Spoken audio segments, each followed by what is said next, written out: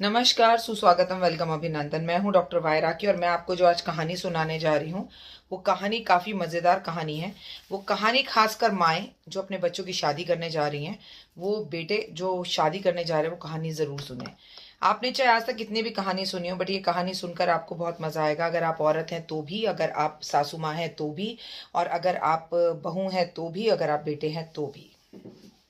सबसे महत्वपूर्ण बात, अगर आप औरत हैं तो भी। नमस्कार, सुस्वागतम, वेलकम, अभिनंदन। मैं हूं डॉक्टर वायराकी। कैसे हैं आप लोग? कमेंट्स में जाके सबसे पहले जय माता दी लिखिए। अक्सर आपने लोगों को एक बात बोलते हुए सुना है, शादी के बाद मेरा बेटा बिगड़ गया। ये लड़की जब से आई है इसके तेवर बदल गए हैं। ये लड़की जब से आई है इसने मेरा बेटा मुझसे छीन लिया है। ये लड़की मेरे बेटे को मुझसे दूर कर रही है। इस लड़की का स्वभाव बिल्कुल भी अच्छा नहीं है। इस लड़की के लक्षण अच्छे नहीं हैं। भगवान बेटे की तो शादी करते ही बेटा दूर हो जाता है।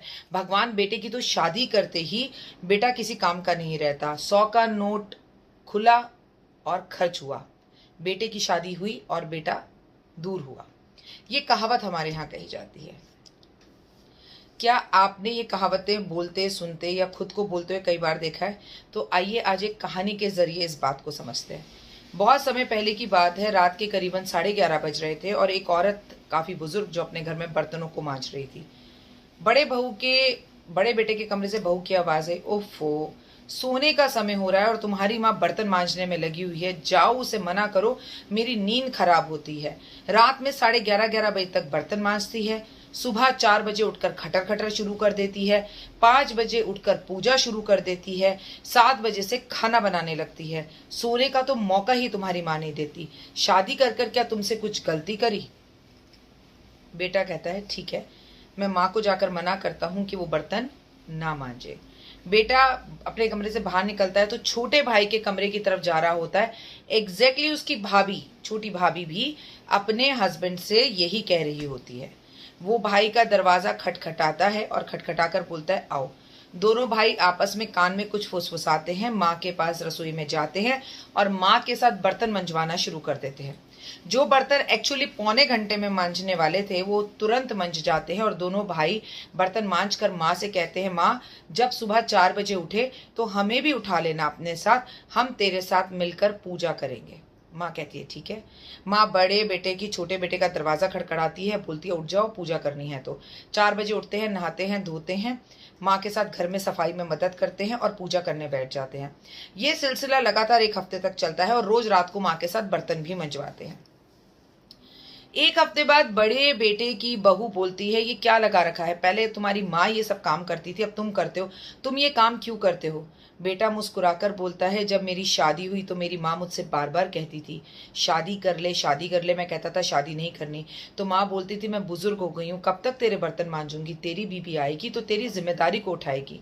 लेकिन तुम तो ऐसा कुछ नहीं करती हो। तुम रात तक देर तक टीवी सीरियल्स देखती हो, झूठे बर्तन रात को छोड़ती हो, पूजा पाठ से तुम्हारा दूर तक नाता नहीं है। लेकिन तुम मेरी पत्नी हो और मैं तुम्हें दूसरे घर से लेकर आया हूँ। तुम्हारी खुशी का ख्याल रखना मेरी जिम्मेदारी है। लेकिन मेरी माँ, मेरी तुमसे पहले की जिम्मेदारी है। मैं तुमसे कभी नहीं कहूंगा कि तुम उठकर मेरी माँ के साथ काम कराओ, लेकिन मैं अपनी माँ के साथ काम जरूर कराऊंगा। ये बात सुनकर बड़ी बहू को शर्म आती है और अगले दिन सुबह वो भी जल्दी उठती है और अपनी सास के साथ सारा काम कराती है। रात को बर्तन भी अपने पति के झूठे मांज कर सोती है। उसे देखकर छोटी बहू भी ऐसा ही करने लगती है। सुबह जल्दी उठकर पूजा पाठ करते हैं और सारे घर का काम करीबन 11 बजे खत्म हो जाता है और बहुएं बिल्कुल खाली हो जाती हैं। बहुओं को ये बात समझ में आती है कि देर तक टीवी देखने से कुछ नहीं मिलता। सुबह उठकर घर का काम जल्दी करने से हम दिन में फ्री होते हैं और वही सीरियल जो हम रात को लेट तक जागकर देखते थे, हम दिन में देख सकते हैं, खुद को एक क्वालिटी टाइम दे सकते हैं और सास का भी भरपूर आशीर्वाद मिलता है, पति भी खुश रहता है। बात सिर्फ इतनी सी है दोस्तों। इस कहानी के माध्यम से मैं आपको ये समझाना चाह रही हूँ, घर को स्वर्ग और नर्क बनाने का अधिकार केवल औरत का नहीं होता, आदमी का भी होता है। वो लड़की जो कल से बाहर से आई होती है, आपका बेटा जो आपके साथ 25 साल तक पलता है, पोसता है, अचानक उस लड़की के आते ही नहीं बदल जाता। जो लड़के नहीं बदलना चाहते वो नहीं बदलते। हर वक्त घर बर्बाद करने का और तोड़ने का सिरा औरत के ही सर पर क्यों मांडा जाए? अगर घर के बेटे को बैलेंस करना आए, अगर अपने घर के बेटे को माँ और बीवी का संतुलन करना आए, अगर बेटे को ये समझ में आए कि मेरी माँ ने रात में कभी झूठे बर्तन नहीं रखे, चाहे वो कितनी भी बीमार थी, और यही बात वो अपनी पत्नी से भी प्यार से कह दे तो हर घर स्वर्ग हो जाए।